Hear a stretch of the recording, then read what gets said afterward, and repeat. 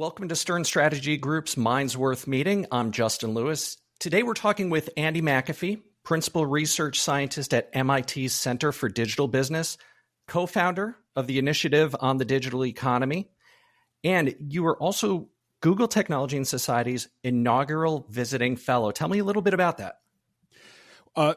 Google spun up a new organization a little while back called Technology and Society to look at exactly that intersection. That, as we all know, there are a number of really important issues at the intersection of this period of crazy tech progress that we're living through and its societal implications. And Google wanted an organization inside the company to focus on that. And I was fortunate enough to be asked to be their first visiting fellow. In other words, an outside academic to come in and work with Google on subjects that are interesting to both of us. Okay. And what are some of those subjects that are interesting to you? These days, we're all so fascinated by generative AI that my initial work with Google is on the economic implications of generative AI. Interesting. Okay. Which, to preview it, are big. Yes, and I do want to get to generative AI, but first I want to get to the big thing that we're here to talk about today. I got a book coming out, The Geek Way, The Radical Mindset That Drives Extraordinary Results. And I love the fact that we're turning geek into a good word, because I'm the kind of kid that, I grew up on the playground. It was kind of, hey, geek. But I love that we are co-opting geek back again. So And I wish I could take all the credit for that, but it was my literary agent. It was Raphael Rafe Sagalin, who pointed to a couple paragraphs that Eric Brynjolfsson and I had written in one of our previous books about what we were calling this geeky style of leadership that we had observed. And Rafe said, that is an idea. You are identifying a new phenomenon. You are giving it a label that label has not been used adequately before. And he kind of looked at me and said, Andy, if you've got energy, there's a book here. And Rafe turned out to be right. And I love, like you say, reclaiming this label and taking it away from the kids that had their lunch money extracted from them by bullies in middle school, and instead redirecting it to refer to anybody who's what I would call an obsessive maverick, somebody who just gets obsessed with a tough problem, won't let it go, and is willing to embrace unconventional solutions. To me, that's my definition of geek these days.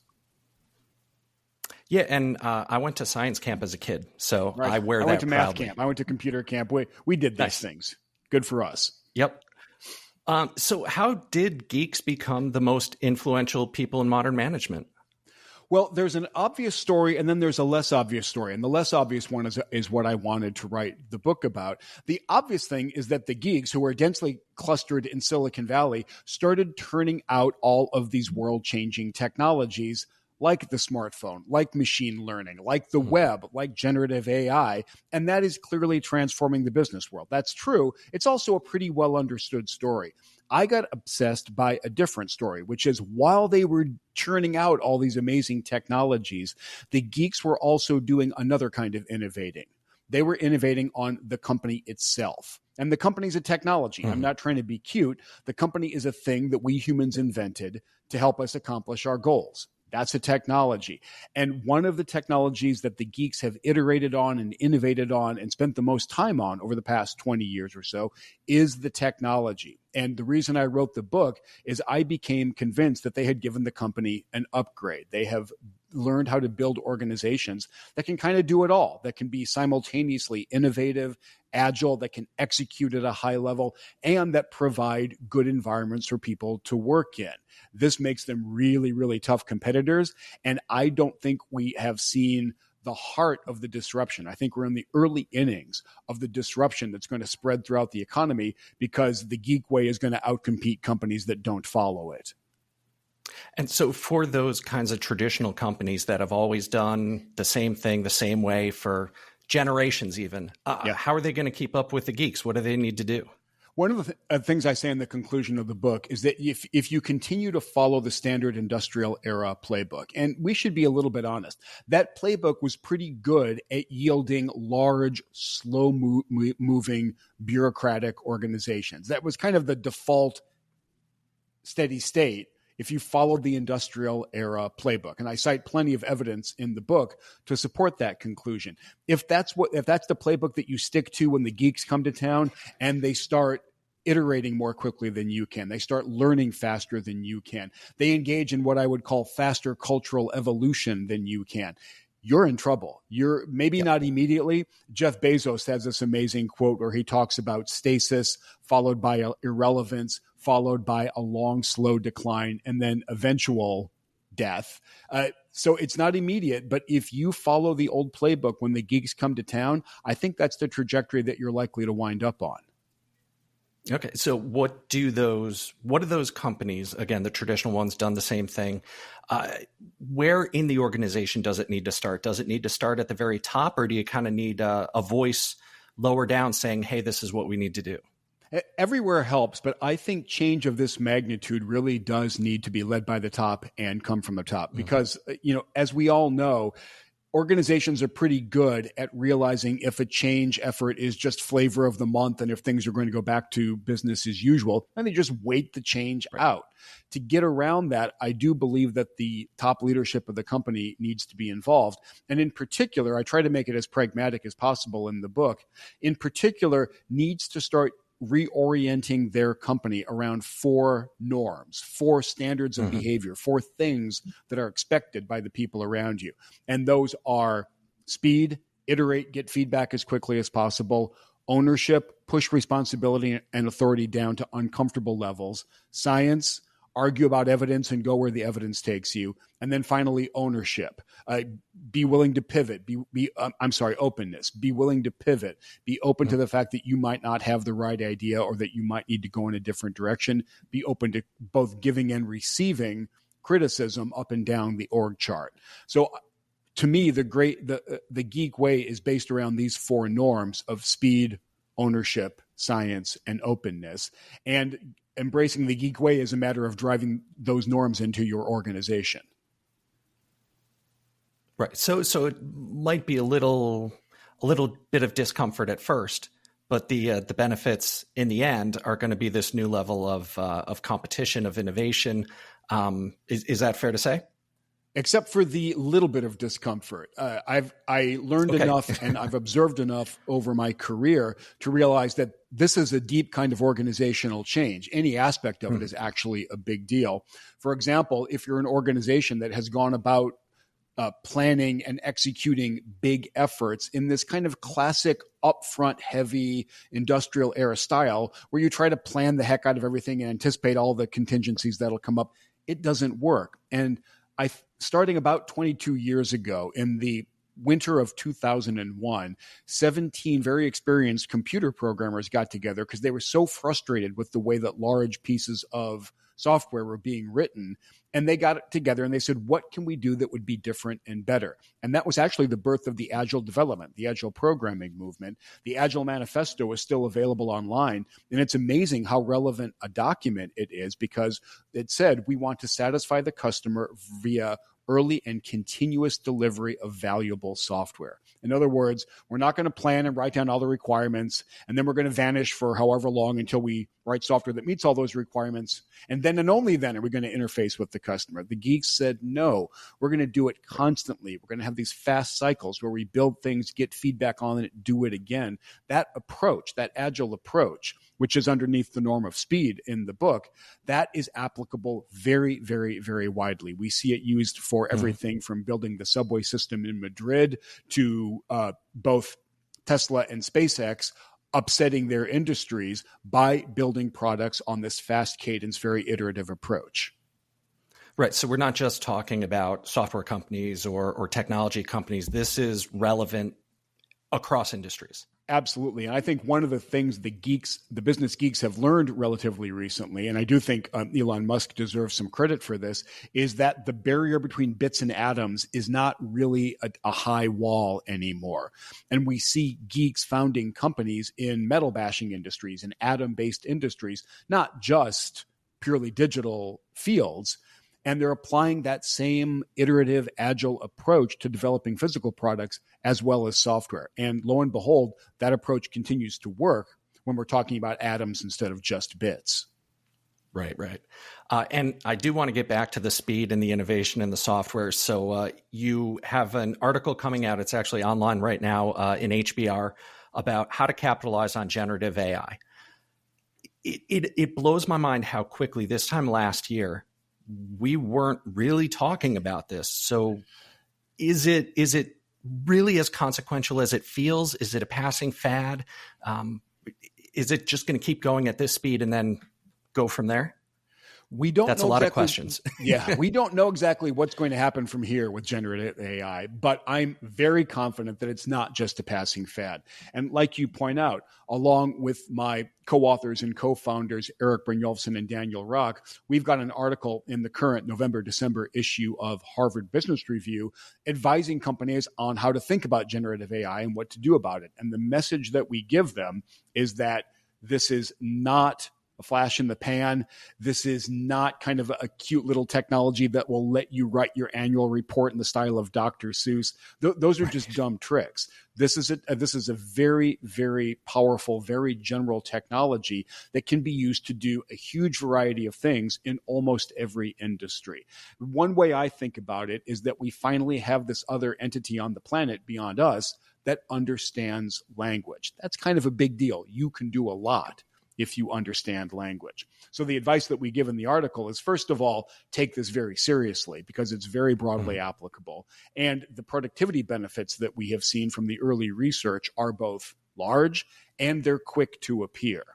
So the first thing that we say in the article is this is real. You need to pay attention to it. The second thing is to emphasize this geeky approach where there's a minimum viable plan. The startups founders love to talk about the minimum viable product. I like to talk about the minimum viable plan. What's the smallest amount of upfront planning that you need to do? And for us, the answer is where in the company do we want to start experimenting with Gen AI? Where will we get the biggest bang for the buck, the fastest bang for the buck? Once you've got that minimum viable plan, then shift into geek mode and start trying things and making sure that you're getting feedback and that you're getting an honest signal about what's working and what's not. But plan a little, iterate a lot is the right way to succeed with generative AI. Turning your back on the technology or delegating it and waiting for the task force to come back to you in 6 months, this is not the right approach. Right. And in the article, you also talk about that while there are these great potentials, there are also some risks. What kind of concerns you most about generative AI right now? For me, the biggest risk is that companies will be too slow with it. There are things that you need to watch out for. If you go about this the wrong way, you can leak sensitive information. There are concerns about intellectual property or copyrighted material that was used to train some of these models, and therefore are you in legal jeopardy if you use the models that are trained in that way? There are real concerns. They are manageable. I can tell you the tech companies are working like crazy and devoting huge amounts of time and effort and money and energy to dealing with the known problems around generative AI. It's not perfect. No technology is perfect. The right way to proceed is to understand the risks up front, mitigate them. That's part of the planning process, but then get to work and start exploring. Okay. So if I'm a business leader, been in the business for a long time, I don't really understand what generative AI is. Maybe I hear my kids talking about it. What do I need to really understand about it as opposed to just coming into the office and saying, we're doing generative AI, go? Yeah.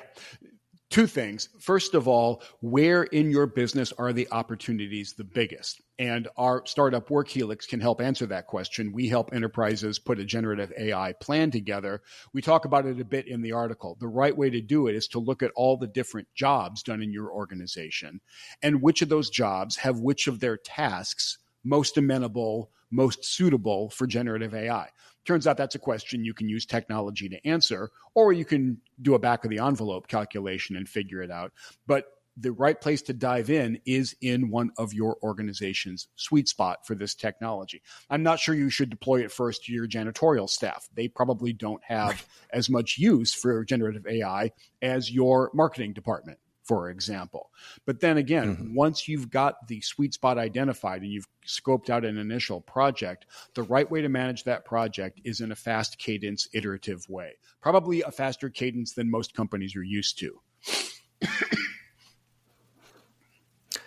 Okay, so talking about staying with the future of work, there are so many opinions out there, as there always are. And some people are saying that this is going to take away jobs. Some are saying this is going to make jobs even better and then we have this is going to create jobs. In your opinion, where are we within that kind of matrix there? Every time one of these very powerful technologies comes out, this debate crops up again. Is this the technology that's finally going to lead to massive technological unemployment?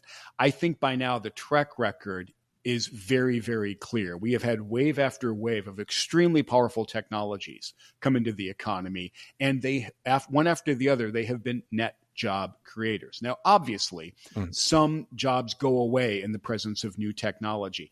And I will be surprised, for example, if there are still a lot of stock photographers left in a few more years as image generating generative AI becomes so powerful. We can do photorealistic pictures pretty easily. So there are some parts of the workforce that are going to be at least partially automated. I think by far the bigger phenomenon, though, is that lots of knowledge workers are going to have their abilities augmented by generative AI.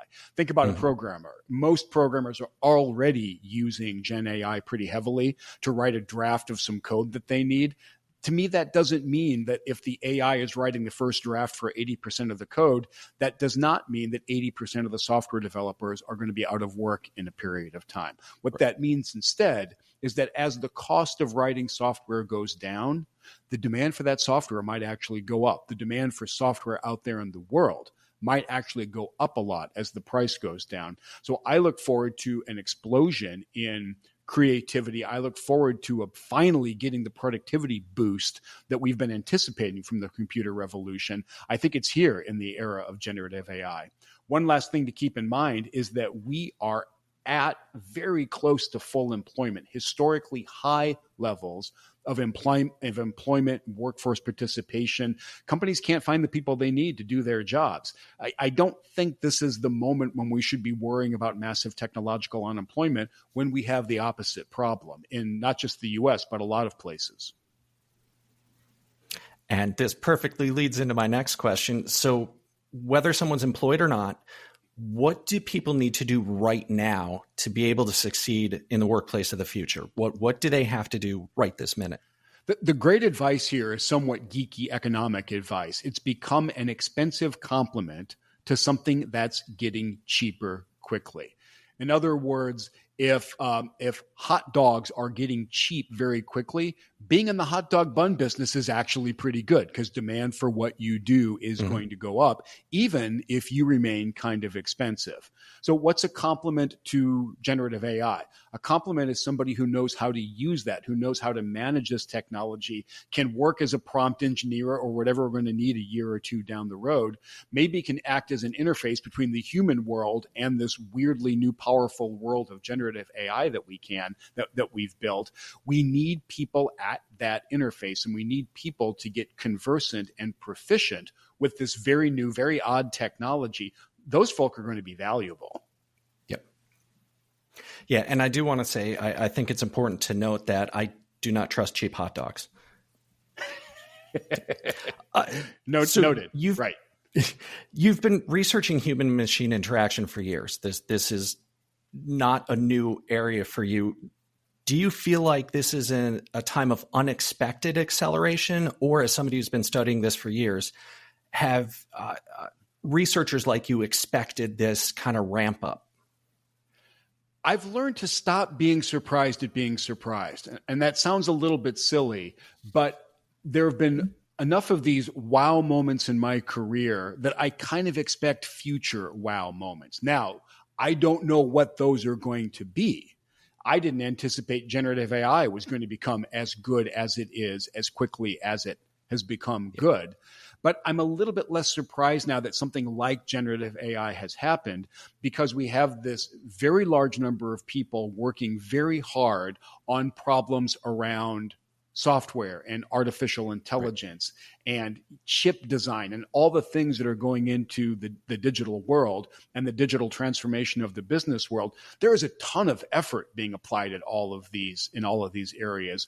We're going to get some surprises. We're going to get some discontinuities like generative AI. And I don't think we've seen the last of them. So for that reason, I'm an optimist about technological progress. And I should be clear.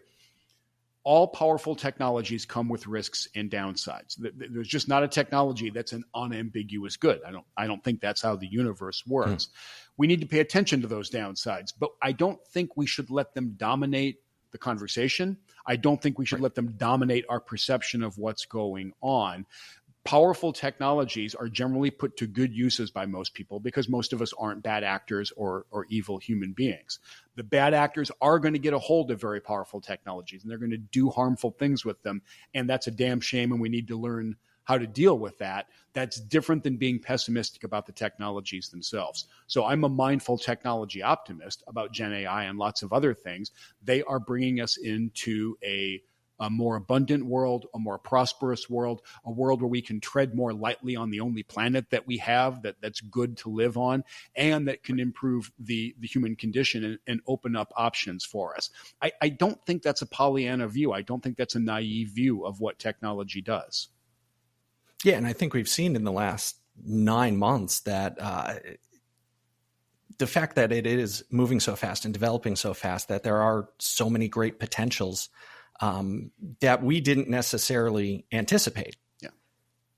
And to me, that this brings up the importance of adopting what I would call the Geek Way, this more fleet-footed, pivot-friendly, agile approach to getting things done in your organization and to just kind of piloting the organization over time. If you think that you can chart a course for the next 5 or 10 years that's going to remain the right course, wow, I wish you luck with that. I can't think of a part of the economy that is going to be that stable for that period of time. Yep. We do like to get, as we get closer to the end here, I like to get a lightning round in. Sure. A couple questions I didn't prep you on. Got it. Want your gut answer. Let's go. So what technology that did not exist when you were a kid can we not do without now? Oh, I'd be lost without my smartphone. It's an obvious answer, but I'd be lost. Okay. If we look back in 15 years, what do you think is going to have been the most important tech innovation of today? If we look back from 15 years, by that point, we might actually have quantum computing. And then we'll be living in just a very different chapter of our relationship with computing technologies. Right. That's one that bends my brain a little bit. I try to understand. I understand how binary computers work. Yeah. When it gets into the quantum and the implications on AI and things like that, it just, like I said, it bends my brain a little bit. Do you see this as being something that in 15 years may be something that we just see as every day? Yes, I think that's a strong possibility. However, we still will not understand it. Quantum mechanics does not make any sense. People like Richard Feynman, I believe, essentially told us to stop trying to make sense out of it because it doesn't make sense. But however, we know the math that describes it with astonishing precision. So we can calculate, we just can't wrap our minds around the implications of the calculations and the implications of the phenomena. The crazy thing to me is that we are not only able to write down the equations that will tell us what's going on, we appear to be on the cusp of harnessing quantum mechanics to do things like compute in novel ways. Even though we profoundly don't understand them, we can still harness them. I think that's just a wild chapter in the human relationship with technology. And I'll say it again, it's going to change the world of computing. It's probably going to change the world in both negative and positive ways. The negative ways are that the infrastructure that we've built up for privacy and security in the digital era, we're going to need to rethink that root and branch. The optimistic thing, though, is that our ability to understand the world and simulate the world and combine it with artificial intelligence and these other innovations that we have, that's going to bring us into a very, very powerful, very exciting new era. Yeah, it's amazing. So finally, what's your favorite app on your phone?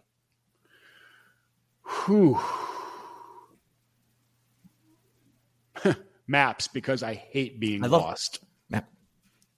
Okay. All right. I love that. That's usually the toughest question that we ask the smartest people in the world. It's hard to pick a favorite. But I used to I used to travel around, and I didn't like the background feeling of nervousness about being lost. I don't like being lost. And that worry, that kind of low level anxiety has absolutely vanished from my life. And I think that's a big deal. Yep. And I'm definitely old enough to remember printing out MapQuest directions and, looking at the papers while you're driving. And Right. I'm very glad that we don't have to do that anymore. And we're not going back there, barring anything really bad and unforeseen. Right. So if people want to follow you online, where can they find you? I'm A McAfee on Twitter, AMCA, F like Frank, EE. And online, my website is andrewmcafee.org. Okay.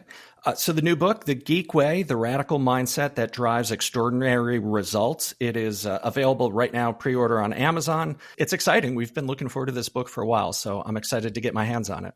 And I'm excited to have it out in the world. Thanks for having me on. Absolutely. So Andy McAfee, really appreciate your time today, and congratulations and good luck with the book. Thanks very much. I appreciate it.